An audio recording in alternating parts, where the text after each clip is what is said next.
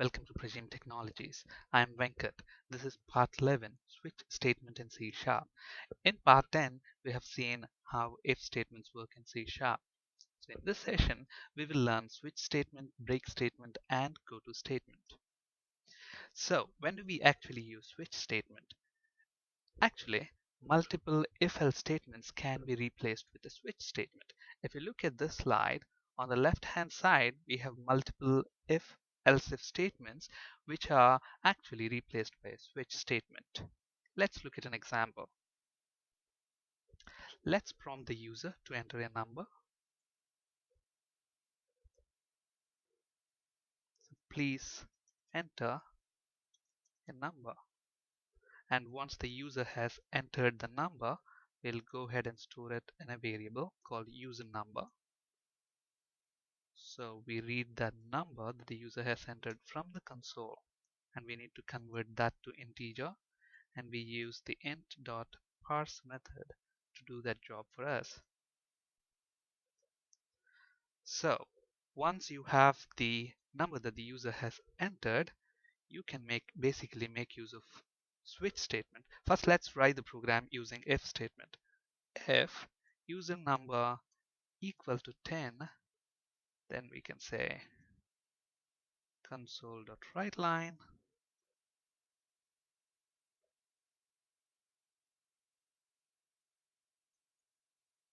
your number is 10. Now, similarly, else if the number is 20, then user number is 20. Else if it's 30, then we print the message your number is 30. If it's not 10, 20, or 30, then we'll have an else part where we will say your number is not 10, 20, and 30, something else. Number is not 10, 20, and 30. Okay, now if you look at this particular program, it's pretty simple.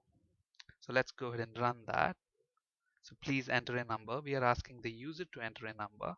So once he enters, let's say for example 20, and presses enter, it says your number is 20. Okay, so what's happening here? It first checks, okay, is your number 10? Now it comes to the else if part. Your number is 20. Yes, it prints this line, and then it won't bother checking the other conditions because this is else if. In the previous part we have seen why.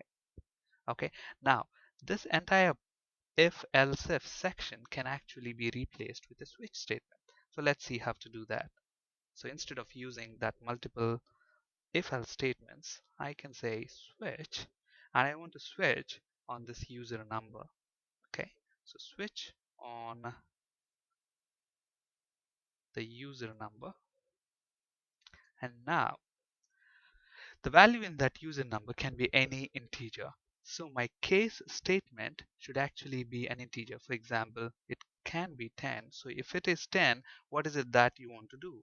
I want to print a message onto this console saying that your number is 10. So we will say your number is 10. And we need to have a break statement. Okay, all I have to do if the number is 10 is print that the number is 10 and break out of the switch statement. Okay, similarly, if the number is 20 and 30, if the number is 20, then we want to print a message saying that the number is 20. If it is 30, then we want to print a message saying so. And if it is not 10, 20, or 30, then we can have a default case where we can say your number is not 10, 20, and 30. Your number is not 10, 20, and 30. And then obviously break out of the switch statement. So instead of multiple else if statements, we are using switch statements, switch in case. So what's going to happen here? The number that the user has entered we get that into this variable, and if it is 10, this piece of code gets executed. If it is 20, this piece of code, and so on and so forth. And we need to have break statement after each case statement. Okay, so if it's 10, it executes this and breaks out of the switch statement.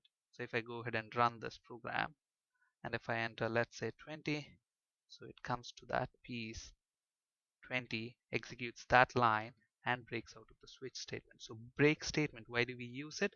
To break out of the switch statement so that the rest of the pieces of code are not executed. Okay, now let's slightly change this program to to understand another concept. We can have multiple case statements together.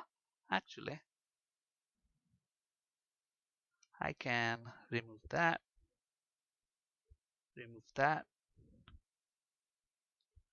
a slight modification to this program.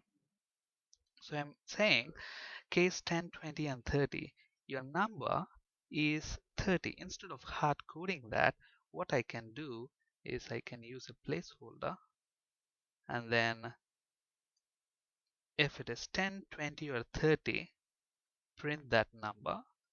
If it is anything else, then we say your number is not 10, 20, and 30. Effectively, what we are doing here is we are joining multiple case statements together.